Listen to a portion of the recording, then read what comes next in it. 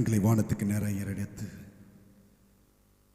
தேவன் இந்த பரிசுத்த ஓய்வு நாளை ஆசீர்வதிக்க தருபடியாக எல்லாரும் கண்களை வானத்துக்கு நேராக ஏறெடுப்போமா. இருதயத்தின் ஆழத்திலிருந்து தேவாதி தேவனுக்கு நன்றி உள்ள இருதயத்தோடு வாயை தரங்க எல்லாரும். ஹல்லேலூயா, ஹல்லேலூயா, ஹல்லேலூயா. இந்த 7 மாதங்கள் கண்மணி போல பாதுகாத்து இந்த 8ஆம் மாதத்தின் முதல் ஓய்வு நாள் கால வேளையில அருமையான உங்களையும் அடியேனை நிற்க வைத்த கிருபைகளுக்காக எல்லாரும் கண்களை வானத்துக்கு நிறைய எடுப்போமா. இருதயத்தின் ஆழத்திலிருந்து வாயை தரங்க. ஹல்லேலூயா, ஹல்லேலூயா. எல்லாரும் வாயை தரங்க, எல்லாரும் வாயை தரங்க. எங்களை நீங்க பரிசுத்தப்படுத்துங்க ராஜான்னு சொல்லி. நன்றி நன்றி தகப்பனே, நன்றி தகப்பனே, நன்றி தகப்பனே, நன்றி தகப்பனே. நேற்றும் என்றும் என்றும் மாறாதவராய் வாசம் பண்ணுகிறீங்க தேவாதி தேவனே உம்மை ஸ்தோத்திரிக்கிறோம் சொல்லி எல்லாரும் வாயை தரங்க. ஹல்லேலூயா, ஹல்லேலூயா. தேவன் இந்த ஆராதனை முழு பெருப்படுத்தி நடத்தும்படியாக வருகிற மக்களை துரிதமாய் கொண்டு வந்து சேர்க்கும்படியாக இந்த நாளிலே நடக்கிறதான ஒவ்வொரு பகுதி தேவன் பரிசுத்தப்படுத்தும்படியாக விசேஷமாய் அவருடைய உடன்படிக்கை நினைவு கூறும்படியாக வைத்த இந்த நித்திய உடன்படிக்கை ஆகிய இந்த ஐக்கிய விருது தேவன் பரிசுத்தப்படுத்தும்படியாக நம்ம திலகதான கேரன் சிஸ்டர் ஜெபிங்க பார்க்கலாம். ஆமென். கர்த்தரின் ஜெபத்தை கேட்டு அப்படியே ஆசீர்வதிப்பார் கிருபைகளுக்காக ஸ்தோத்திரம் செலுத்துவோமா. உட்காருங்க. தொடர்ந்து பாடல்களை பாட கேட்போம். நம்ம திலகதான அருமையான வாலிப பிள்ளைகள் என்னோடு சேர்ந்து இந்த பாடல் ஆராதனையை தேவன் நாமத்தை மகிமைப்படுத்தும்படியாய் அன்போடு அழைக்கிறேன். ஜெயம் கொடுக்கும் தேவனுக்கு கோடி தேவன் நம்ம மகிமைக்கு பாடுவோமா. ஜெயம் கொடுக்கும் தேவனுக்கு கோடி கோடி ஸ்தோத்திரம். வாழ்வளிக்கும் இயேசு ராஜாவுக்கு வாழ்நாள் எல்லாம் ஸ்தோத்திரம். ஜெயம் எல்லாரும் சேர்ந்து பாடுவோமா. கோடா கோடி ஸ்தோத்திரம். வாழ்வளிக்கும் இயேசு ராஜாவுக்கு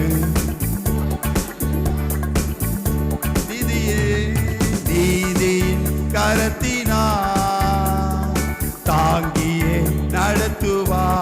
சேர்ந்து பாடுவோமா.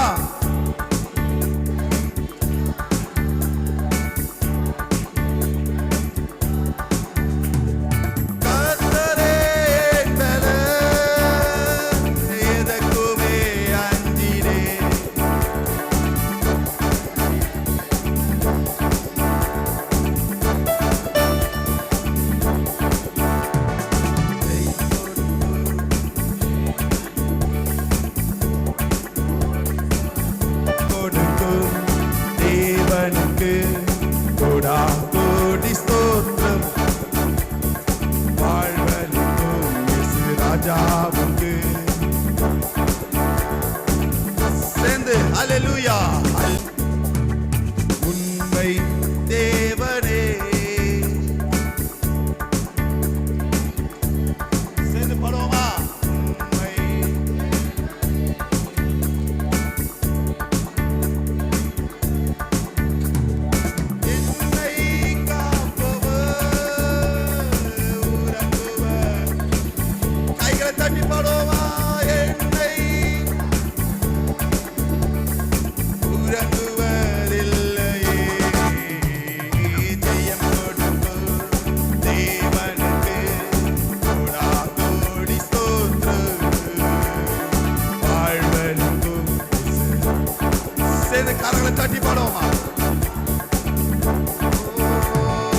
அற்புதம் செய்பவர் அகிலம் படைத்தவர்.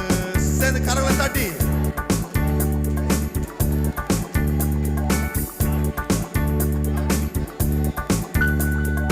யுத்தத்தில் வல்லவர் மீட்பர் ஜெயிக்கிறார்.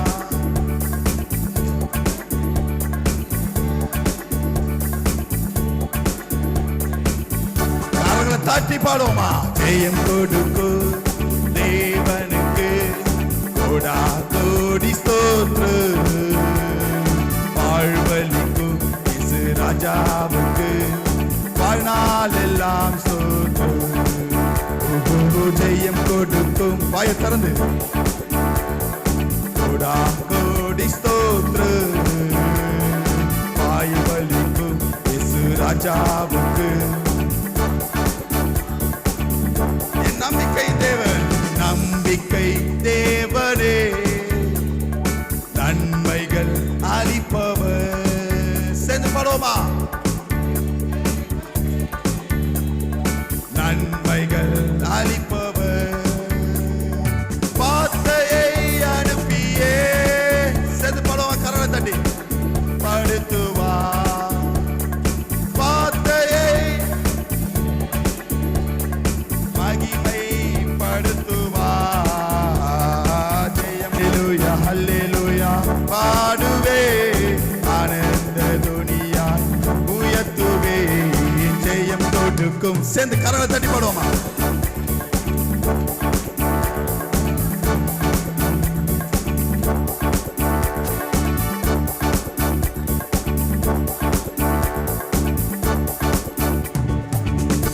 தேவன் இந்த பாடல் பகுதி மூலமாய் நம்மளோட இழப்பட்ட கிருபைகளுக்காக ஸ்தோத்திரம் செலுத்துவோமா? இந்த நிற்பம் சங்கீத பகுதிக்கு நேராய் கடந்து செல்வோம்.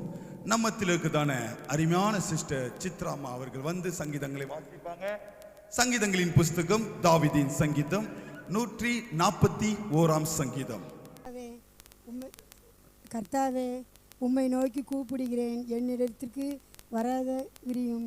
நான் உம்மை நோக்கி கூப்பிடுகையில் என் சத்தத்திற்கு செவி கொடும்.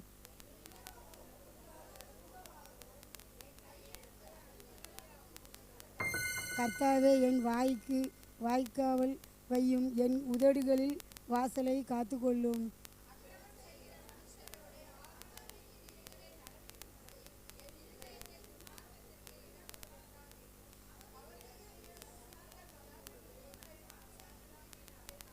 நீதிமான் என்னை தயவாய் கூட்டி என்னை கடிந்து கொள்ளட்டும்.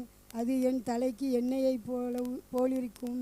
என் தலை அதை அலத்தி கட்டு தட்டுவதில்லை. அவர் இக்கட்டுகளில் நான் இன்னும் ஜெபம் பண்ணுவேன்.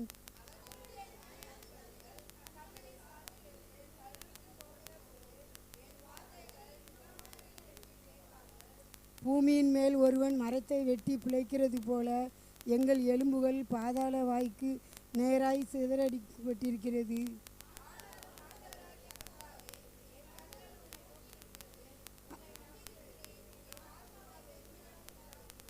அவர்கள் எனக்கு வைத்த கண்ணியின் சிக்குகளுக்கும் அக்கிரமக்காரரின் சுருள்களுக்கும் என்னை விலக்கி இரட்சியும்.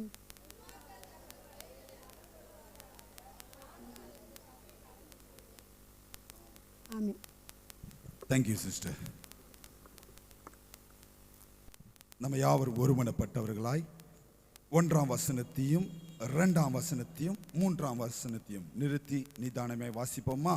கர்த்தாவே,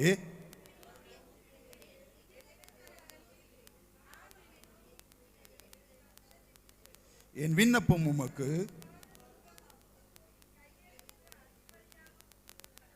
கர்த்தாவே,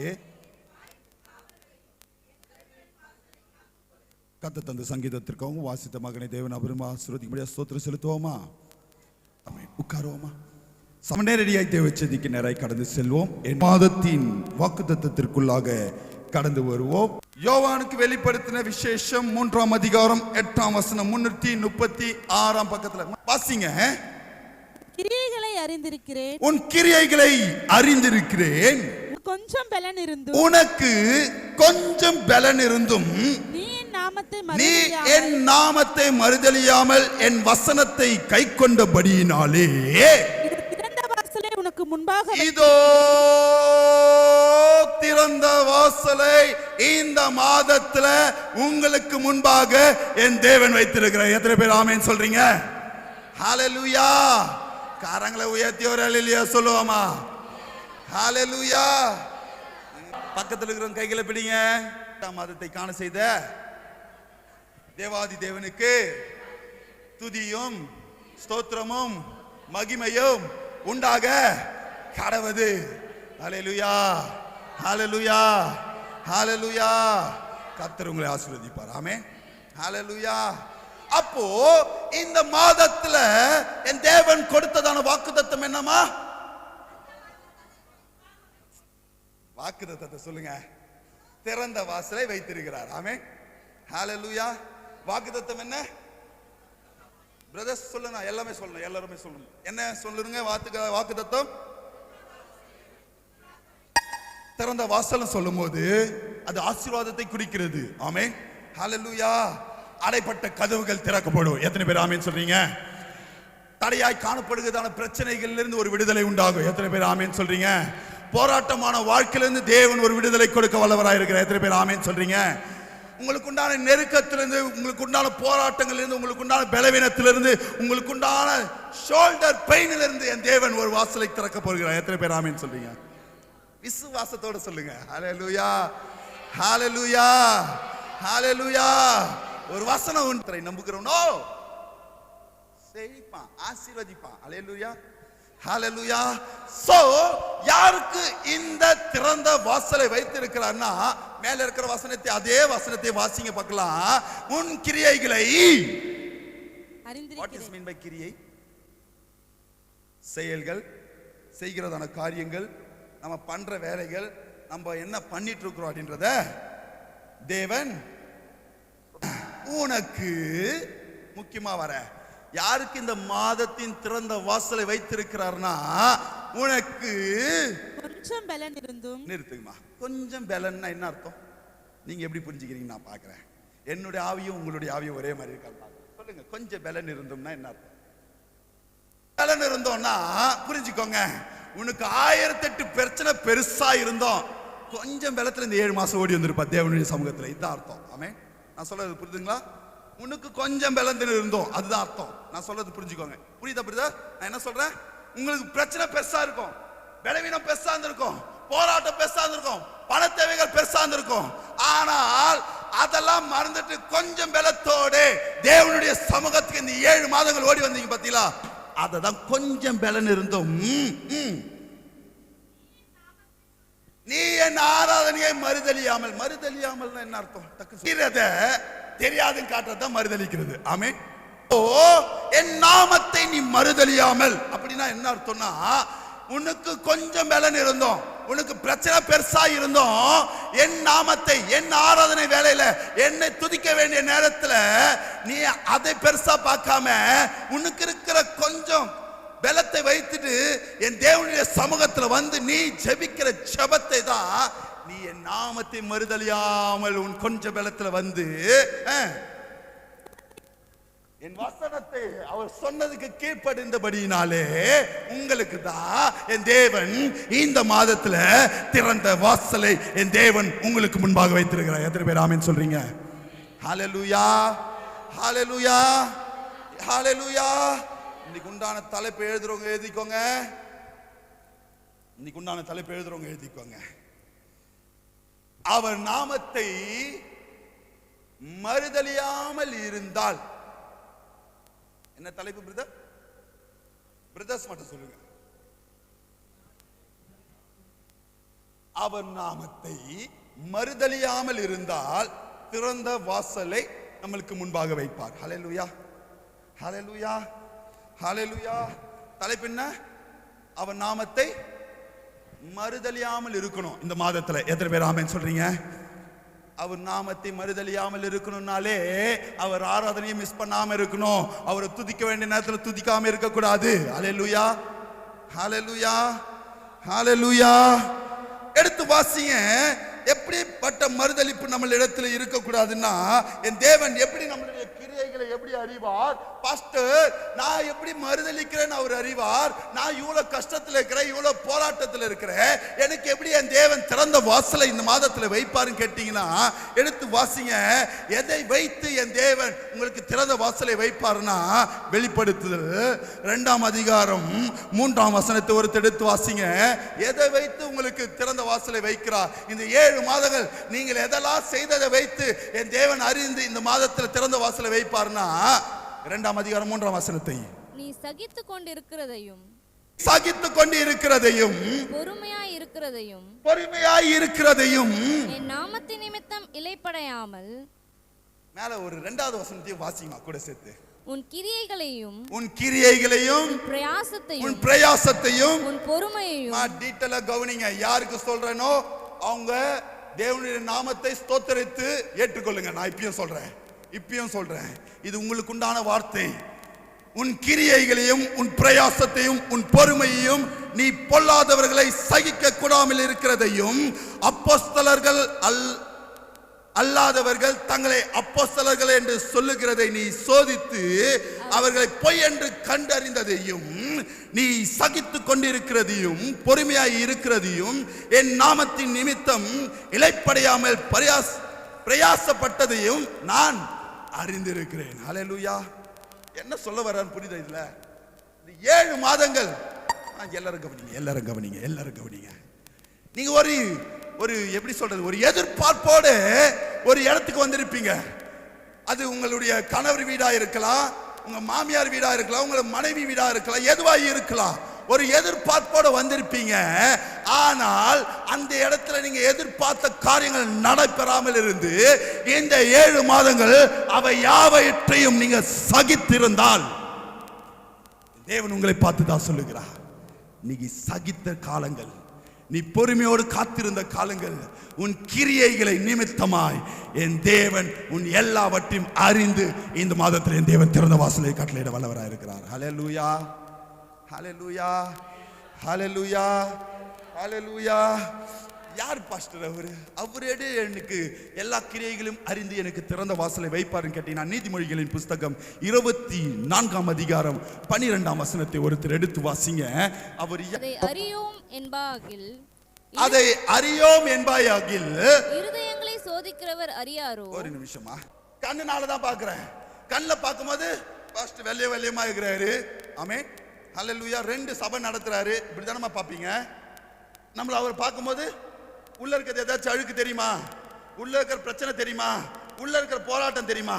மனுஷன் பார்க்கிறது எல்லாமே கண்ணோட்டமா தான் பார்ப்பா.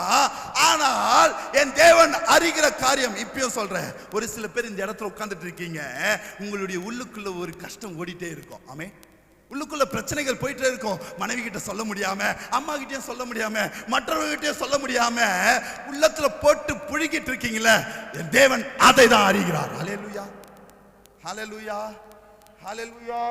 வாசிங்க. இருதயங்களை சோதித்து அறிகிறார் அல்லவா, அவை காக்கிறவர் கவனியாரோ. ஆண்டவர் வெளி தோற்றத்தை வைத்து பலன் அளிக்கிறவர் இல்ல, இருதயத்தின் தோற்றத்தை வைத்து அதை ஆராய்ந்து அறிந்து அதற்கேற்ற பலனை கொடுக்கிறது வல்லவனாய் இருக்கிறார். ஹல்லேலூயா, ஹல்லேலூயா. இப்ப புரிஞ்சுக்கோங்க, கொஞ்சம் டஃப்பான சப்ஜெக்ட், தப்பா நினைச்சுக்க மாட்டீங்கன்னு நினைக்கிறேன். முதலாவது வசனத்தை சொல்லுங்க. முதலாவது தேவனுடைய முதலாவது ஃபங்க்ஷனையும் சாப்பாட்டையும் தேடுங்கள் போடல. ஆமே, முதலாவது இரவு வேளை ஜபத்துல தூக்கத்தையும் சாப்பாட்டையும் சாப்பிட்டுட்டு படுத்துருங்க சொல்லல. ஆமே, ஹல்லேலூயா. உன் இருதயத்தை சோதித்து அறிகிறார் அல்லவா, உனக்குண்டான பலனை அவர் அளிக்க வல்லவராய் இருக்கிறார். ஹல்லேலூயா, ஹல்லேலூயா. எப்படி அளிப்பார்னா, மத்தேயு 16ஆம் அதிகாரம் 27ஆம் வசனத்தை வாசிங்க. அவர் எப்படி நம்மளுக்கு அளிப்பார்னா, மத்தேயு 16ஆம் அதிகாரம் 27ஆம் வசனத்தை வாசிங்க. கிரியைக்கு தக்கதாக இங்க கிளியரா போட்டிருக்கு. வெளிப்படுத்துதல்ல 22ஆம் அதிகாரத்துல போய் பார்த்தீங்கன்னா, நான் வரும்போது அதுக்குண்டான பலன் என்னோடு கூட வருகிறது முடிச்சிருப்பாரு. ஆமென், ஹல்லேலூயா. நான் அளிக்கும் பலன் என்னோடு கூட வருதுன்னு முடிச்சிருப்பார். ஆனா இங்க கிளியரா டீட்டெயிலா போட்டிருக்கிறார், அவனுக்கு நான் அளிக்கும் பலன். ஹலோ, அவனுக்கு யார் யாருக்கு? பக்கத்தில் இருக்கிற கைகளை பிடிங்க, பக்கத்தில் இருக்கிற கைகளை பிடிங்க. நீ சாப்பிட்டா உன் வயிறு தான் நிரம்பும். புரிஞ்சிச்சிங்களா? இதுல புரிஞ்சிச்சா என்ன பிரச்சனை? என் மனைவி போய் ஜெபம் பண்றோம் அப்படிலாம் இருக்கக்கூடாது இனிமேட்டு இருந்து. எப்படி நான் சொல்றது புரியுதுங்களா? சிமியோன் பிரதருக்கு தேவைன்னா அவர் தான் ஜெபம் பண்ணணும். ஆமே, ஹல்லேலூயா, ஹல்லேலூயா. பக்கத்தில் பார்த்து சொல்லுங்க, இப்போ உனக்கு தேவைன்னா நீ தான் ஜெபம் பண்ணணும். ஹல்லேலூயா, ஹல்லேலூயா, ஹல்லேலூயா, ஹல்லேலூயா.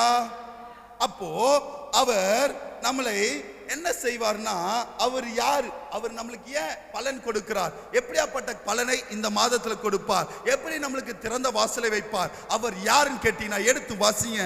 ஒரே வசனத்துல ஒரே அதிகாரத்துல சொல்லி முடிக்கிறேன். யோவான் 10ஆம் அதிகாரம் 2ஆம் வசனம், 3ஆம் வசனம், 7ஆம் வசனம், 9ஆம் வசனம். வாசல் வழியாய் பிரவேசிக்கிறவனோ, இங்க கவனிங்க. வாசல் வழியாய் பிரவேசிக்கிறவன் எவனும் ஆடுகளின் மேய்ப்பனாய் இருக்கிறான். ஆடுகளின் மேய்க்கிறவனாய் இருக்கிறான். வாசலை காக்கிறவன் அவனுக்கு திறக்கிறான். ஆடுகளும் அவன் சத்தத்துக்கு செவி கொடுக்கிறது. ஆடுகளாகிய நாமும் அவனுடைய சத்தத்திற்கு செவி கொடுக்கிறது. அவன் தன்னுடைய ஆடுகளை பேர் சொல்லி கூப்பிட்டு அவைகளை வெளியே நடத்தி கொண்டு போகிறான். 7ஆம் வசனத்தை வாசிங்க. ஆதலால் இயேசு மறுபடியும் அவர்களை நோக்கி, இங்க வாசல் யாரு சொல்றாங்க? இயேசு மறுபடியும் அவர்களை நோக்கி, நானே ஆடுகளுக்கு வாசல் என்று மெய்யாகவே உங்களுக்கு சொல்லுகிறேன். திறந்த வாசலை உங்களுக்காக வைக்கிறேன்னா இதுல யார் பிரதர் வாசல்? இப்போ யார் வாசல்? யார் வாசல்? இங்க இயேசு மாத்திரமே வாசலா இருக்கிறார். அல்லேலூயா. 9ஆம் வசனத்தை வாசிங்க. நானே வாசல், என் வழியாய் ஒருவன் உட்பிரவேசித்தால். அப்ப புரிஞ்சுக்கோங்க, அவர் வழியாய் இந்த 8ஆம் மாதத்துல நீங்க உட்பிரவேசித்தால் தான் அவன் ரட்சிக்கப்படுவான். திறந்த வாசல் உங்களுக்கு உண்டாகும். ரட்சிப்புனாலே விடுதலை உண்டாகும். ஹல்லேலூயா, ஹல்லேலூயா, ஹல்லேலூயா. இப்ப புரியுதா நான் சொல்றது? அவரே வாசலா இருக்கிறார். அவர் வழியாய் உட்பிரவேசித்தாண்டா ரட்சிக்கப்படுவான். அவர் உள்ளம் புறவுமாய் கண்டடைவான். அப்படிதானே? உள்ளம் புறவுமாய். இந்த 8ஆம் மாதத்துல நீ எவ்வளவு கம்பெனியே லாஸ் ஆனாலும் என் தேவனுடைய வாசல் வழியாய் நீ உட்பிரவேசித்தால், அவருடைய ஆராதனையில ஒன்றும் தவற விடாமல் உன் கிரியைகளை நீர் அறிந்திருந்தால், உலகமே கஷ்டப்பட்டாலும் நீங்க சந்தோஷமா இருப்பீங்க. வசனம் இது, நான் சும்மா சொல்லல, இது வசனம். உலகமோ துக்கமா இருக்கும், நீங்களோ உங்கள் துக்கம் சந்தோஷமாய் மாறும். ஹல்லேலூயா. எப்போ? இப்ப சொல்லுங்க, எப்போ? இந்த வசனத்தின் பிரகாரமாய் வாசல் வழியாய் உட்பிரவேசிக்கும் போதுதான். ஆமென். யார் அவர் வாசல்? தேவனே நம்மளுடைய வாசலா இருக்கிறார். ஹல்லேலூயா, ஹல்லேலூயா. எப்படி பாஸ்டர் அவர் வாசல் சொல்றீங்க கேட்டீங்கன்னா, வெளிப்படுத்தல் 3ஆம் அதிகாரம் 7ஆம் வசனத்தை ஒருத்தர் வாசிங்க. பிலதெல்பியா சபையின் தூதனுக்கு நீ எழுத வேண்டியது என்னவெனில், பரிசுத்தமுள்ளவரும் சத்தியமுள்ளவரும் தாவீதின் திறவுகோலை உடையவரும். புரிஞ்சுச்சம்மா? வாசலும் அவர்தான், அது திறவுகோல் வைத்திருக்கிறவரும் அவர்தான். இப்ப புரிஞ்சுச்சா? உங்க ஆசீர்வாதம் வேணும்னா யார்கிட்ட இருந்து தான் வரும்? இந்த மாதம் உங்களுக்கு திறக்கணும்னா யார் தான் திறக்க முடியும்? அவர்தான் திறக்க முடியும். கோலை வச்சிருக்கிறவர் யாரு? அதை நடத்துகிறவர் யாரு? வாசல் யாரு? மேய்ப்பன் யாரு? டோட்டலா இப்ப புரிஞ்சுக்கோங்க. சொல்லுவாங்களே, நீ கெதின்னு ஊந்துட்டேன்னு சொல்லுவாங்க பாத்தீங்களா? இந்த மாதத்துல நீங்க அப்படி இருந்தா நான் நிச்சயமாய் சொல்றேன், என் தேவன் இந்த மாதத்துல ஒரு பெரிதான ஆசீர்வாதத்தை ஒவ்வொரு குடும்பத்துல காண செய்ய வல்லவராய் இருக்கிறார். ஹல்லேலூயா, ஹல்லேலூயா. அது எப்படி வைத்திருக்கிறாருன்னா, ஒருவனும் கூடாதபடிக்கு திறக்கிறவரும் ஒருவரும் திறக்க கூடாதபடிக்கு பூட்டுகிறவருமாய் இருக்கிறார். ஏன் இத சொல்றாருன்னா, அவர் வாசல். எத்தனை பேர் ஆமென் சொல்றீங்க? அவர் வாசலா இருக்கிறபடினாலே இப்போ பாஸ்டர் அம்மா அங்க உட்கார்ந்துட்டு இருக்காங்க. நான் சொல்றது புரிஞ்சுக்கோங்க. அந்த அம்மா வாசல் கிடையாது, வாசல் பக்கத்துல உட்கார்ந்துட்டு இருக்காங்க. எத்தனை பேர் ஆமென் சொல்றீங்க? இப்போ யாரோ சின்ன குழந்தைங்க வெளியே போறாங்க, என்ன பண்ணுவாங்கம்மா? தேவன் வாசலாய் இருக்கும்போது சத்ரு உன்னை தடை பண்ணும்படியாக உன் வாசல் அருகே வந்தா என் தேவன் என்ன பண்ணுவார்மா? சும்மா இருப்பாரா? என்ன பண்ணுவாரு? இப்போ சொன்னீங்களே, தடுப்பார். ஹல்லேலூயா, ஹல்லேலூயா. எவனோ வர்றான், உன்னை தடை செய்யும்படியாக பூட்டத்துக்கு வரான், என்ன பண்றாரு? பூட்டக்கூடாதபடிக்கு திறக்கிறவர் அவர். ஆமென், ஹல்லேலூயா. இப்ப புரிஞ்சுக்கோங்க, அப்படியே உங்க கிரியைகள் தேவனுடைய வாசலுக்கு நேரா இல்லாதபடி இருக்கும்போது அப்படியே சொல்லுங்க, அது முடியுங்க, நீங்களே முடிச்சிடுங்க. ஒருவனும் திறக்க கூடாதபடிக்கு பூட்டுகிறவரும் அவரே. ஹல்லேலூயா, ஹல்லேலூயா. புரிஞ்சுச்சா இப்போ உங்களுக்கு? இந்த மாதத்துல தேவனுடைய கிரியைகளை அறிந்து தேவனை அதிகமாய் தேடி எல்லா ஆராதனையிலும் அவர் நாமத்தை மறுதலியாமல் வருகிற பிள்ளைகளுக்கு திறந்த வாசலை வைக்கிறார். ஆமென். இப்போ ஆப்போசிட்டா போட்டுக்குவாங்க. எதுக்குமே வராம ஞாயிற்றுக்கிழமை வந்தா அடைச்சாருன்னா அடைச்சதுதான். எத்தனை பேர் ஆமென் சொல்றீங்க? ஹல்லேலூயா. புரிஞ்சுக்கோங்க, நம்ம கிரியைகளை அறிகிறவர். ஆமென். வெளி தோற்றத்தை அறிகிறவர் இல்ல, வெளி பக்தியை அறிகிறவர் அல்ல, அவர் உள்ளந்திரியங்களை ஆராய்ந்து அறிகிற தேவனா இருக்கிறார். ஆமென். ஹல்லேலூயா, ஹல்லேலூயா, ஹல்லேலூயா, ஹல்லேலூயா. அப்போ பாஸ்டர், எப்படி நம்ம கிரியைகளை தேவன் அறியணும், நம்ம கிரியைகளை எப்படி நம்ம வெளிப்படுத்தணும்னு கேட்டீங்கன்னா 3 விதமான காரியத்தை சொல்லி கடந்து போகிறேன். எடுத்து வாசிங்க. சங்கீதங்களின் புஸ்தகம் வாசித்த சங்கீதத்துல 3 காரியம் சொல்லி 2 பேரை எடுத்துக்காட்டா சொல்லி முடிக்க ஆசைப்படுகிறேன். முடிச்சிருவேன், சீக்கிரமா முடிச்சிடுறேன். எடுத்து வாசிங்க சங்கீதங்களின் புஸ்தகம். நம்ம கிரியைகள் எப்படி இருக்குன்னு சொல்றேன், அது யார் பின்பற்றி நடந்தாங்க சொல்றேன். 141ஆம் சங்கீதம் 3ஆம் வசனத்தை ஒருத்தர் எடுத்து வாசிங்க.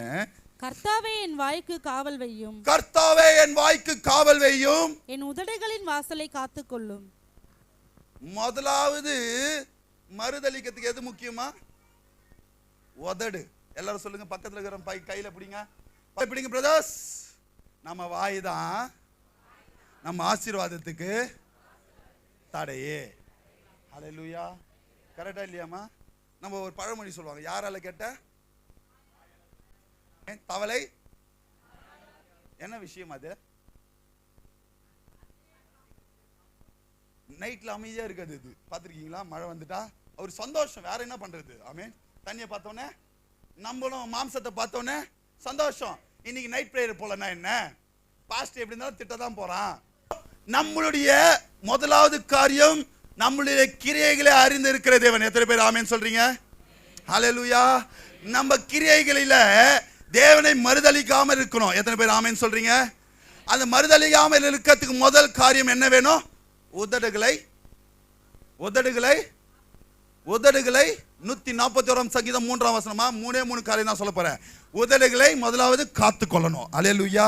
இரண்டாவது காரியம் என்ன பண்ணணும்னா, கொலோசியரின் புஸ்தகம் 3ஆம் அதிகாரம் 17ஆம் வசனத்தை வாசிங்க. தேவன் நம்மளுக்கு திறந்த வாசலை வைக்கணும்னா நாம கிரியைகள் எப்படி இருக்கணும் சொல்லிட்டு இருக்கிறேன். இப்போ நான் 3 கிரியைகளை சொல்ல போறேன். முதலாவது கிரியை உதடுகளை காக்கணும். இரண்டாவது கிரியை என்ன பண்ணணும்னா, கொலோசியர் 3ஆம் அதிகாரம் 17ஆம் வசனத்தை வார்த்தையினாலாவது கிரியையினாலாவது நீங்கள் எதை செய்தாலும் அதையெல்லாம் கர்த்தராகிய இயேசு நாமத்தினாலே செய்து அவர் முன்னிலையாக பிதாவாகிய தேவனை ஸ்தோத்திரியுங்கள். எப்படி ஸ்தோத்தரிக்கணும்னா, 4ஆம் அதிகாரம் 2ஆம் வசனம். அப்படியே ஒரு பேஜை திருப்புங்க. 4ஆம் அதிகாரம் 2ஆம் வசனத்தை எப்படி ஸ்தோத்தரிக்கணும்னா, இடைவிடாமல் ஜெபம் பண்ணுங்கள், ஸ்தோத்திரத்துடன் ஜெபத்தில் விழித்திருங்கள். எப்படி இரண்டாவது கிரியை என்ன பண்ணணும்? உங்களுக்கு திறந்த வாசல் வேணும்னா நீங்க என்ன பண்ணணும்? ஜெபிக்கணும். சொல்லுங்க, எல்லாரும் சொல்லுங்க. முதலாவது உதடை காத்துக்கொள்ளணும், இரண்டாவது ஜெபிக்கணும். ஹல்லேலூயா. மூன்றாவது காரியம் எடுத்து வாசிங்க. மத்தேயுவின் புஸ்தகம் யோவான் 6ஆம் அதிகாரம் 28ஆம் வசனத்தை வாசிங்க. யோவான் 6ஆம் அதிகாரம் 28ஆம் வசனம். அப்பொழுது அவர்கள் அவரை நோக்கி யாரை நோக்கி? இயேசுவை நோக்கி தேவனுக்கேற்ற கிரியைகளை நடப்பிக்கும்படி நாங்கள் என்ன செய்ய வேண்டும் என்றார்கள். ஹலோ சிபிபிதா சொல்லுங்க, எதற்கேற்றபடி கிரியை இருக்கணும்? தேவனுக்கேற்ற கிரியை. அல்லேலூயா. எல்லாரும் சொல்லுங்க, யாருக்கேற்ற கிரியை? பாஸ்டருக்கு ஏற்ற கிரியை இல்ல. ஆமென். ஹல்லேலூயா. நம்ம தேவனுக்கு கிரியை செய்யும் போது தான் என் தேவன் திறந்த வாசலை வைக்கிறார். ஹல்லேலூயா. அப்ப அவங்க கேட்கிறாங்க, தேவனுக்கு ஏற்ற கிரியை செய்யணும்னா நாங்க என்ன செய்ய வேண்டும் கேட்கும்போது 29ஆம் வசனத்தை வாசிங்க. இயேசு அவர்களுக்கு பிரதியுத்தரமாக அவர் அனுப்பினவரை நீங்கள் விசுவாசிப்பதே தேவனுக்கு ஏற்ற கிரியையாய் இருக்கிறது என்றார். எதுதாமா தேவனுக்கு ஏற்ற கிரியையா? விசுவாசிக்கிறது தான் தேவனுக்கு ஏற்ற கிரியை. எத்தனை பேர் ஆமென் சொல்றீங்க? ஹல்லேலூயா. தேவனுக்கு ஏற்ற கிரியை எது பிரதர்? எபினேசர் பிரதர், தேவனுக்கு ஏற்ற கிரியை எது? விசுவாசிப்பதே தேவனுக்கு ஏற்ற கிரியை. ஹல்லேலூயா. இப்ப புரிஞ்சுக்கோங்க, தேவனை கேட்ட கிரியை விசுவாசிக்கும் போது உதடுகளை காத்துக்கொள்ளணும். எத்தனை பேர் ஆமென் சொல்றீங்க? ஜெபம் பண்ணும்போது தேவனுக்கு ஏற்ற கிரியை செய்யும்படியாக விசுவாசித்து ஜெபிக்கிற பிள்ளைகளாய் மாறணும். எத்தனை பேர் ஆமென் சொல்றீங்க? ஹல்லேலூயா. ஹல்லேலூயா. பாஸ்டர் அப்படி யாராவது இருக்கிறாங்களா?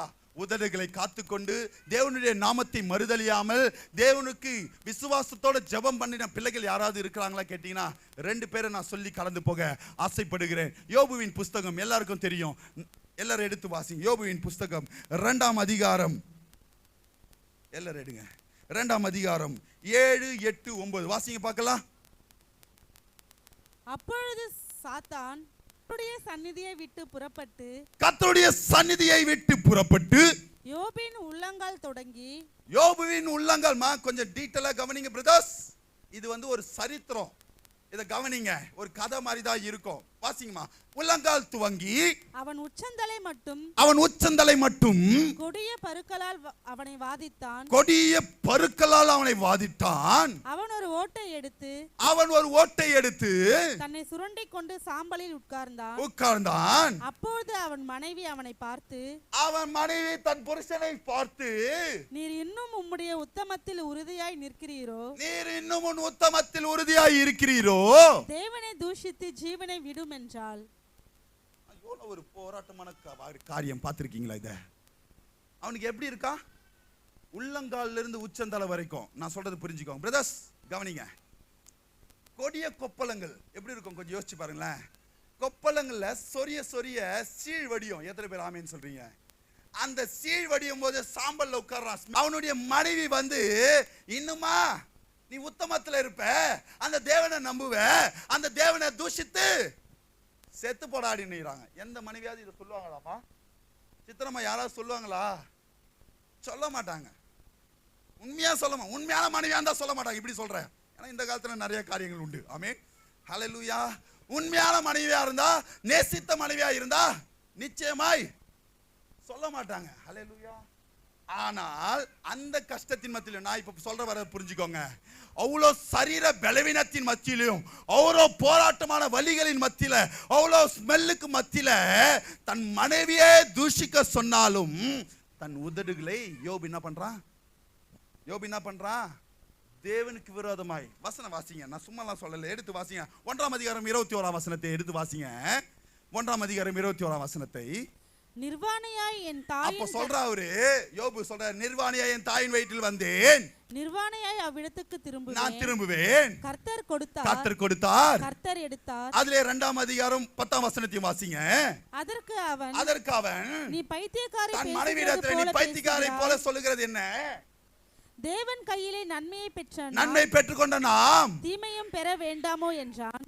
இங்க பாருங்கம்மா, தூஷிக்க சொல்ற இடத்துல, தேவனை மறுதலிக்க சொல்லுகிற இடத்துல, தன் வியாதி பலவீனத்தின் மத்தியில தன் நாவை காத்துக் கொள்ளுகிறான். யாரு? இன்னொரு வசனத்தையும் சொல்றேன். 1ஆம் அதிகாரம் 22ஆம் வசனத்தை வாசிங்க. எப்படி சொல்றாரு பாருங்க. கர்த்தர் சூப்பரா சொல்லி இருப்பாரு அந்த இடத்துல. இவை எல்லாவற்றிலும் அவன் பிரச்சனையின் மத்தியில யோபு பாவம் செய்யவும் இல்லை, தேவனை பற்றி குறை சொல்லவும் இல்லை, மறுதலிக்கவும் இல்லை. எத்தனை பேர் இப்ப இப்படி இருக்கிறீங்க தெரியல. ஆமென். இந்த 7 மாதத்துல கொஞ்சம் யோசிச்சு பாருங்க. என்ன ஆண்டவர் பண்ணிட்டாரு? எல்லா ஆராதனைக்கும் போயிட்டு என்ன கீழ்ட்டாரு ஆண்டவர்?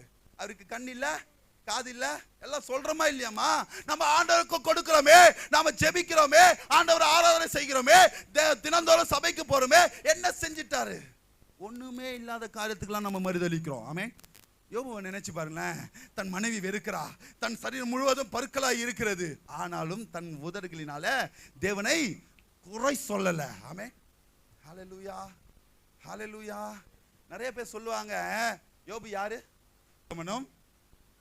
சன்மார்க்கனும் தேவனுக்கு பயந்தவனுமாய் இருந்ததுனாலதான் இரட்டத்தனையான ஆசீர்வாதம் வந்ததுன்னு சொல்லுவாங்க. நான் அதை ஒத்துக்கவே மாட்டேன். ஆமென். முக்கியமா அவனுக்கு ஆசீர்வாதம் வந்ததற்கு காரணம், முதலாவது தன் வாயினால பாவம் செய்யலாம. ஆமென். தன் பிரச்சனையின் மத்தியில, இன்னைக்கு நீங்க நினைச்சுக்கோங்க, நம்மளுடைய கஷ்டத்தின் மத்தியில, நம்மளுக்கு உண்டான பலவீனத்தின் மத்தியில, நம்மளுக்கு உண்டான நெருக்கத்தின் மத்தியில எவ்வளவு நாள் தேவனை நம்ம தூஷணமாய் பேசியிருப்போம். ஆமென். எத்தனை ஆராதனை மிஸ் பண்ணிருப்போம். அதை எண்ணி பார்த்து, ஆண்டவர் செஞ்சுட்டாரா, இன்னைக்கு போலனா என்ன, நாளைக்கு போலனா என்ன, யோசிச்சிருக்கிறீங்களா இல்லையா? நம்ம பலவீனம், அதுதான் அங்க சொல்ற, கொஞ்சம் பலன் இருந்தும் என்னை மறுதலிக்காத யோபுவை குறித்து தான் அங்க சொல்லி இருக்கிறார். ஆமென். அப்பதான் திறந்த வாசலை எங்க தேவன் உங்களுக்கு கொடுப்பார். ஆமென், ஹல்லேலூயா. முக்கியமான காரியம் முதலாவது என்ன? உதடுகள் காத்துக்கொண்டான். ரெண்டாவது என்ன பண்றானா, 42ஆம் அதிகாரம் 2ஆம் வசனத்தை வாசிங்க. விசுவாசித்து ஜெபம் பண்றான் அந்த கஷ்டத்தின் மத்தியில. 42:2 வாசிங்க. தேவரீர் சகலத்தையும் செய்ய வல்லவர். சகலத்தையும் செய்ய வல்லவர். யாராவது சொல்ல முடியுமா? கஷ்டத்தின் மத்தியில, போராட்டத்தின் மத்தியில, பருக்கல்ல ஓட வச்சு சொரிஞ்சிட்டு இருக்கும் போது நீங்க சொல்லுவீங்களா, ஆண்டவரே நீ சகலத்தையும் செய்ய வல்லவர், நீ செய்ய நினைத்தது அறிந்திருக்கிறேன். விசுவாசித்து ஜெபம் பண்றான். நீ செய்ய நினைத்தது தடைப்படாது என்று நான் அறிந்திருக்கிறேன். ஹல்லேலூயா, ஹல்லேலூயா. 3 விதமான காரியத்தை சொல்லி இருக்கிறேன். யோபுவின் கிரியைகளில முதலாவது உதடை காத்து கொண்டான், இரண்டாவது விசுவாசித்து ஜெபம் பண்றான். நீ சகலத்தையும் செய்ய வல்லவர், நீ செய்ய நினைத்தது தடைப்படாது. ஹல்லேலூயா. அப்பதான் 42ஆம் அதிகாரம் 12ஆம் வசனத்தை ஒருத்தர் வாசிங்க. 42:12. கர்த்தர் யோபுவின் முன்னிலைமையை பார்க்கிலும் பின்னிலைமையை கர்த்தர் ஆசீர்வதித்தார். எத்தனை பேர் ஆமென் சொல்றீங்க? பக்கத்தில் இருக்கிறோம் கைகளை பிடிங்க, பக்கத்தில் இருக்கிறோம் கைகளை பிடிங்களேன். இப்போ சொல்லுங்க, உங்களுடைய இந்த 7 மாதத்தின் நிலைமையை காட்டிலும் இந்த 8ஆம் மாதத்தின் நிலைமையை என் தேவன் ஆசீர்வதிக்க வல்லவராய் இருக்கிறார். எப்ப ஆசீர்வதிப்பார்? இப்ப சொல்லுங்க, எப்ப ஆசீர்வதிப்பார்? உதடுகளை காக்கணும் முதலாவது. ஆமென், ஹல்லேலூயா. இரண்டாவது, உதடுகளை காத்து தேவனுடைய ஆராதனை மறுதலிக்காமல் இருக்கணும் எல்லா ஆராதனையிலும். ஃபர்ஸ்ட். இரண்டாவது, விசுவாசித்து ஜெபம் பண்ணுகிற பிள்ளைகளாய் இருக்கணும். ஆமென், ஹல்லேலூயா, ஹல்லேலூயா. இரண்டாவது ஒரு சம்பவத்தை நான் சொல்லி கடந்து போக ஆசைப்படுகிறேன். அப்போஸ்தலர் எழுதின புஸ்தகம் 16ஆம் அதிகாரம் 26ஆம் வசனத்தை ஒருத்தர் எடுத்து வாசிங்க. யார் உதடுகளை காத்தார்கள்? யாருக்கு என் தேவன் திறந்த வாசலை வைத்தார்? யார் விசுவாசித்து ஜெபித்தார்கள்? சொல்றேன். அப்போஸ்தலர் 16ஆம் அதிகாரம் 26ஆம் வசனத்தை. சடுதியிலே சிறைச்சாலையின் அஸ்திபாரங்கள் அசையும்படியாக. சடுதியிலே. பக்கத்துல கையை பிடிங்க, பக்கத்துல பிடிங்க. உங்க பிரச்சனை பார்த்து சொல்லுங்க. உங்க பிரச்சனை பாஸ்டர் சொல்றபடி இந்த மாதத்துல நீங்க நடந்தா உங்க பிரச்சனை சடுதியில. எப்படி? உடனே. டைம் இன்னைக்கு நாளைக்கு இல்லமா, உடனே. ஆமென். சடுதியிலே வாசிங்க. சிறைச்சாலையின் அஸ்திபாரங்கள் அசையும்படியாக. சிறைச்சாலையின் அஸ்திபாரங்கள் அசையும்படியாக பூமி மிகவும் அதிர்ந்தது. கதவுகள் எல்லாம் திறவுண்டது. கதவுகள் எல்லாம் திறவுண்டது. அவர்களுடைய கட்டுகள் கழன்று போயிற்று. கரெக்டா படிங்க. கழன்று போயிற்று. ஹல்லேலூயா, ஹல்லேலூயா, ஹல்லேலூயா. போன மாதத்தின் வாக்குத்தத்தம் என்ன? கட்டுகளை அறுப்பேன். இங்க என்ன சொல்றாரு? கழன்று கீட்ட கூட இருக்காது இதுக்கு மேல. ஆமென். அப்ப புரிஞ்சுக்கோங்க, சடுதியிலே அந்த ராத்திரி வேளையிலே அந்த இடம் அசைந்து அஸ்திபாரம் அதிர்ந்து கதவுகள் திறக்கப்பட்டு உன் கட்டுகள் கழண்டு விழுந்துட்டு. ஹல்லேலூயா. எப்படின்னா எடுத்து வாசிங்க. 16ஆம் அதிகாரத்துல 18, 20, 22, 23. 18, 20, 22, 23 வாசிங்க. என்ன சம்பவம் சொல்லிட்டு கடந்து போகிறேன். 18, 20, 22, 23 16ஆம் அதிகாரம். இப்படி அநேக நாள் செய்து கொண்டு வந்தான். பவுல் சினம் கொண்டு திரும்பி பார்த்து, நீ இவளை விட்டு புறப்படும்படி இயேசு கிறிஸ்துவின் நாமத்தினாலே உனக்கு கட்டளையிடுகிறேன். அந்த ஆவி உடனே சொன்னார். அந்நேரமே அது புறப்பட்டு போயிற்று. அவர்களை அதிகாரிகளிடத்தில் ஒப்புவித்து, யூதர்களாகிய இந்த மனுஷர் நம்முடைய பட்டணத்தில் கலகம் பண்ணி ரோமராகிய நாம் ஏற்றுக்கொள்ளவும் அனுசரிக்கவும் தகாத முறைமைகளை போதிக்கிறார்கள். 22, 23 வாசிங்க. 23 வாசிங்க. அவர்களை அநேக அடி அடித்த பின்பு என்ன பண்றாங்கன்னா, யார் இவங்க? இப்ப சொல்லுங்க, யார் இவங்க? ஜெஃப்ரி பிரதர், யார் இவங்க? பவுல், ஷீலா. அந்த நாட்டினர் தேவனுக்கு விரோதமான காரியங்களை செய்கிறபடினாலே இவர்களை சிறைச்சாலையில் போடும்படியாக அதிகாரிகள் கண்களுக்கு முன்பாக எடுத்து வந்து நிறுத்தி 23ஆம் வசனத்தை வாசிங்க. அவர்களை அநேக அடிகளை அடித்தார்கள். சிறைச்சாலையிலே வைத்து அவர்களை பத்திரமாய் காக்கும்படி சிறைச்சாலைக்காரனுக்கு கட்டளையிட்டார்கள். சிறைச்சாலைக்காரனுக்கு கட்டளையிட்டார்கள். ஹல்லேலூயா. அவங்கள அடிச்சிட்டாங்கம்மா, ரத்தம் சொட்டுது, அப்படியே எடுத்துட்டு போய் சிறைச்சாலையில போட்டுறாங்க. அவங்கள காவல் காக்கும்படியாக வச்சிடறாங்க. 24ஆம் வசனத்துல போய் வாசித்தீங்கன்னா அவங்க கால்களையும் தொழு மரத்துல கட்டி தொங்க விட்டுறாங்க. இந்த ஏன் பூமி அதிர்ந்து கதவு திறந்து கட்டுகள் கழண்டு விழுந்ததுன்னா எடுத்து வாசிங்க 25ஆம் வசனத்தை. நடுராத்திரியிலே அந்த சொட்ட சொட்ட ரத்தம் ஊத்தும் போதோ தேவனை தூஷிக்காமல் அந்த பிள்ளைகள் என்ன பண்றாங்கன்னா விசுவாசித்து பவுலும் ஷீலாவும் ஜெபம் பண்ணி தேவனை துதித்து பாடினார்கள். காவலில் வைக்கப்பட்டவர்கள் அதை கேட்டுக்கொண்டிருந்தார்கள். புரிஞ்சுதா? இப்போ பிரச்சனை இருந்தாலும் பவுல் ஷீலா வாயிலிருந்து தேவனை தூஷிக்கல. ஆமென். தேவனுக்கு விரோதமான காரியம் பேசல. கட்டி தொங்க விடும் போது கூட எந்த வார்த்தையும் தேவனுக்கு விரோதமாக குறை சொல்லவில்லை. என்ன பண்ணாங்க? அதுக்கு பதிலா கட்டு உடைக்கணும்னா, உன் பிரச்சனை மாறணும்னா, உனக்கு உண்டான போராட்டத்திலிருந்து விடுதலை வேணும்னா, அது உன் குடும்பமாக இருந்தாலும் சரி, உன் உறவினராக இருந்தாலும் சரி, உன் கூட பிறந்தவங்களா இருந்தாலும் சரி, உன் எல்லாவற்றிலிருந்து ஒரு விடுதலை வேணும்னா உன் பிரச்சனைகள் மத்தியில தேவனை துதித்து பாடணும். ஹல்லேலூயா, ஹல்லேலூயா. என்ன நடந்ததுன்னா 30ஆம் வசனத்தை 31ஆம் வசனத்தை வாசிங்க. அவர்களை வெளியே அழைத்து வந்து, யார் தெரியுமா இவரை கூட்டிட்டு வர்றது? யார் அவர் கட்டி போட்டாரோ சேவகர்கள்ல ஒருத்தர், அவர்களை வெளியே அழைத்து வந்து, ஆண்டவர் மாறே ரட்சிக்கப்படுவதற்கு நான் என்ன செய்ய வேண்டும் என்றான். என்ன கேள்வி கேட்கிறாமா? என்ன கேள்வி கேட்கிறான்? விடுதலை அடையத்திற்கு திறந்த வாசலை நான் அடைவதற்கு நான் என்ன செய்ய வேண்டும் கேட்கிறான். அப்போ அவர் பவுலும் ஷீலாவும் சொல்றாங்க. அடுத்த வசனம் வாசிங்க. அதற்கு அவர்கள் கர்த்தராகிய இயேசு கிறிஸ்துவை விசுவாசி, அப்போது நீயும் உன் வீட்டாரும் ரட்சிக்கப்படுவீர்கள். ஹல்லேலூயா. இப்ப புரிஞ்சுக்கோங்க, விசுவாசம் ஒண்ணு இருந்தா, விசுவாசத்தோட ஜெபம் பண்ணா உங்கள் வீட்டாரும் நீங்களும் ரட்சிக்கப்படுவீர்கள். எத்தனை பேர் ஆமென் சொல்றீங்க? ஹல்லேலூயா, ஹல்லேலூயா. உனக்கு அடைப்பட்ட கதவு திறக்கும். எத்தனை பேர் ஆமென் சொல்றீங்க? எது அசையாம இருக்குதோ அந்த அஸ்திபாரம் அசையும். ஆமென். இரும்பு போல மாறிச்சு பாஸ்டர் என் கணவர் இருதயம். என்ன எப்படி நேசிச்சா தெரியுமா? யாரு என்ன பண்ணாங்க தெரியல, அவர் இப்படி மாத்தி வச்சுட்டாங்கன்னு நினைக்கிறீங்கல்ல, ஆடாத ஆட்டம் காலம். ஹல்லேலூயா, ஹல்லேலூயா. இருதயத்தை ஊறுக வைக்கிறவர் என் தேவன். ஹல்லேலூயா. எப்போ எப்போ எப்போ எப்போ எப்போ தேவனை ஜெபம் பண்ணி துதிக்கும் போது. ஹல்லேலூயா, ஹல்லேலூயா. எப்படி ஜெபம் பண்ணி துதிக்கணும்? மறுதலிக்காமல். ஆமென். கஷ்டத்தின் மத்தியில. ஹல்லேலூயா, ஹல்லேலூயா. அப்போ இப்படி நாம செய்யும் போது என்ன நடக்கும்னா, மத்தேயு 5ஆம் அதிகாரம் 16ஆம் வசனத்தை வாசிங்க. மத்தேயு 5ஆம் அதிகாரம் 16ஆம் வசனத்தை.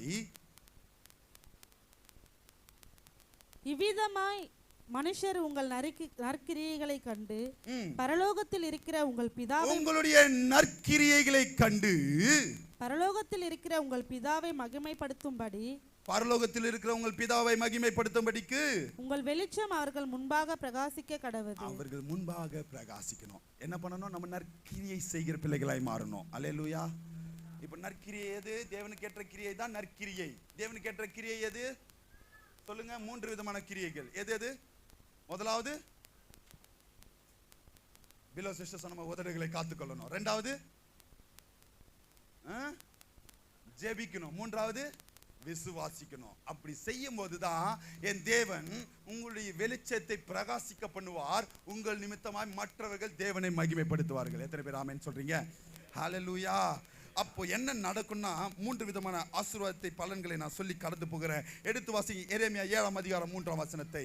பலன்களை சொல்லி கடந்து போகிறேன். இந்த நற்கிரியைகளை, தேவனுக்கு ஏற்ற கிரியைகளை இந்த மாதத்தில் நீங்க செய்யும் போது எரேமியா 7ஆம் அதிகாரம் 3ஆம் வசனத்தை ஒருத்தர் வாசிங்க.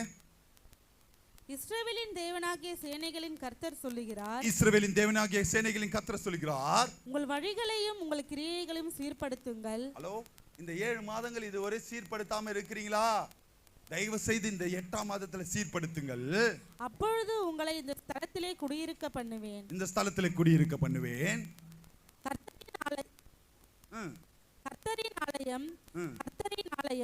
கர்த்தரின் ஆலயம் இதுவே என்று சொல்லி.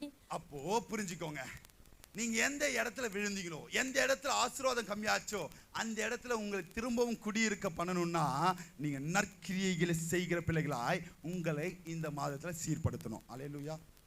இரண்டாவது காரியம், வெளிப்படுத்தல் விசேஷம் 2ஆம் அதிகாரம் 26ஆம் வசனத்தை வாசிங்க. 2:26 வெளிப்படுத்தல். ஜெயங்கொண்டு முடிவு பரியந்தம் என் கிரியைகளை கைக்கொள்கிறவன் எவனோ, ஜெயங்கொண்டு என் கிரியைகளை, எந்த கிரியை? தேவனுக்கேற்ற கிரியைகளை கைக்கொள்கிறவன் எவனோ அவனுக்கு நான் என் பிதாவினிடத்தில் அதிகாரம் பெற்றது போல, நான் என் பிதாவினிடத்தில் அதிகாரம் பெற்றது போல ஜாதிகள் மேல் அதிகாரம் கொடுப்பேன். ஹலோ, யாருக்கு அதிகாரத்தை கொடுக்கிறாரா? நம்மளை கொண்டு ஜாதிகள் மேல அதிகாரத்தை கொடுக்கிறார். இந்த சம்பவம் ஏதாச்சும் ஒன்று ஞாபகம் வருதா உங்களுக்கு? யாருக்காவது ஞாபகம் வருதா? தேவனுடைய அதிகாரத்தை இயேசு பெற்றார். இந்த வசனத்தின் பிரகாரமாய் தேவனுக்கேற்ற கிரியை நாம செய்யும் போது அவருடைய அதிகாரத்தை நம்மளுக்கு கொடுக்கிறாராம். அப்போ என்ன அர்த்தம்? எந்த பிரச்சனையா இருந்தாலும், போராட்டமா இருந்தாலும், நிந்தையா இருந்தாலும், அவமானமா இருந்தாலும், வியாதியா இருந்தாலும், பலவீனமா இருந்தாலும், உங்களுடைய அதிகாரத்தை கொண்டு நீங்களே முறியடிக்க முடியும். அல்லேலூயா. பக்கத்துல இருக்கிற கைகளை பிடிங்க. என்னாலதான் என் பிரச்சனை இந்த மாதத்துல முடிய போகுது. ஹல்லேலூயா. ஏன்? அதுக்கு அதிகாரத்தை நம்மளுக்கு தேவன் கொடுக்கிறார். இந்த சம்பவம் ஏதாவது ஞாபகம் வருதா? ஒரு எடுத்துக்காட்டோட கடந்து போகிறேன். ஆதியாகமத்தின் புஸ்தகத்துல ஆண்டவர் எல்லாவற்றையும் சிருஷ்டித்தார். எத்தனை பேர் ஆமென் சொல்றீங்க? விசுவாசிக்கிறீங்க? ஆமென் சொல்லுங்க. ஹல்லேலூயா. எல்லாவற்றுக்கும் பேர் வைக்கிறாரு. வானம் சொல்றாரு, பூமின்னு சொல்றாரு, பகலை ஆள சூரியன் சொல்றாரு, இரவு ஆள சந்திரன் சொல்லி, நட்சத்திரம் சொல்லி, எல்லாத்தையும் சொல்லிட்டாரு. இதெல்லாம் தேவனுடைய வார்த்தை கொண்டு அதிகாரத்தினால பேர் சூட்டுகிறாரு. ஆமென். ஆனா ஒரு அதிகாரத்தை ஆதாமுக்கு கொடுக்கிறார். என்ன அதிகாரம்னா,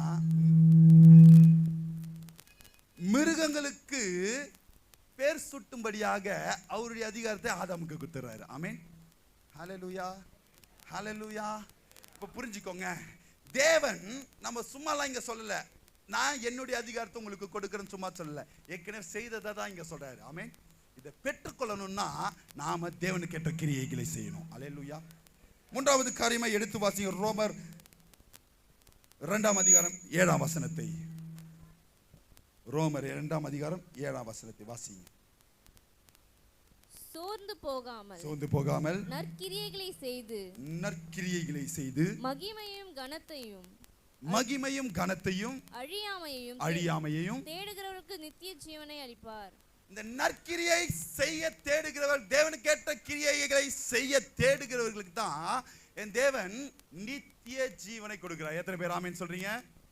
ஹல்லேலூயா. அப்ப பாஸ்டர், நாங்க இவ்வளவு நேரம் ஆசீர்வாதமா சொன்னல, ஒரே ஒரு காரியத்தை மாத்திரம் உங்களுக்கு சொல்லிட்டு கடந்து போகிறேன். நம்ம ஏன் இன்னும் இந்த ஆசீர்வாதத்தை பெறாம இருக்கிறோம்னா, பிரசங்கி 8ஆம் அதிகாரம் 11ஆம் வசனத்தை எச்சரிப்பின் சத்தமாய் போட்டுக்கோங்க. ஏன் இந்த ஆசீர்வாதம் நம்மளுக்கு கதவு திறக்கப்படல, நம்மளுக்கு ஏன் ஆசீர்வாதம் கிடைக்கலனா, 8ஆம் அதிகாரம் 11ஆம் வசனம் பிரசங்கி. துர்க்கிரியைக்கு தக்க தண்டனை சீக்கிரமாய் நடவாதபடியால் மனுபுத்திரரின் இருதயம் பொல்லாப்பை செய்ய அவர்களுக்குள்ள துணிகரம் கொண்டு இருக்கிறது. என்ன நடக்குதுமா இங்க? என்ன நடக்குது? துர்க்கிரியைக்கு தக்க பலனை தேவன் அப்பப்ப கொடுக்காதனால தான் நைட் பிரேயர் போலனா என்ன வருதா இல்லையாம்மா? நம்மளுக்கு நம்ம என்ன பண்ணிடுறோம்? கிருபையின் காலம். தேவன் தயவு கொடுக்கிறார், இரக்கம் கொடுக்கிறார். இந்த ஞாயிற்றுக்கிழமை போலனா என்ன, நைட் பிரேயர் போலனா என்ன, நாளைக்கு பார்த்துப்போம். ஆமென். ஹல்லேலூயா. என்ன ஆயிடுதா நம்ம இருதயம்? நம்ம இருதயம் என்ன ஆயிடுது? துணிகரம் ஆயிடுது. ஃபர்ஸ்ட் ஜெபம் பண்ணிக்கலாம், பாஸ்ட் கிட்ட ஜெபம் பண்ணிக்கலாம். ஆமென். இனி நைட் தூங்கிடலாம், ஒரு மாதிரி டயர்டாயிடுது, இப்பதான் போயிட்டு வந்தேன். துக்கிரியைக்கு தக்க பலன் உடனே கிடைக்காதனால தான் நம்ம இருதயம் என்னமாயிடுதுமா?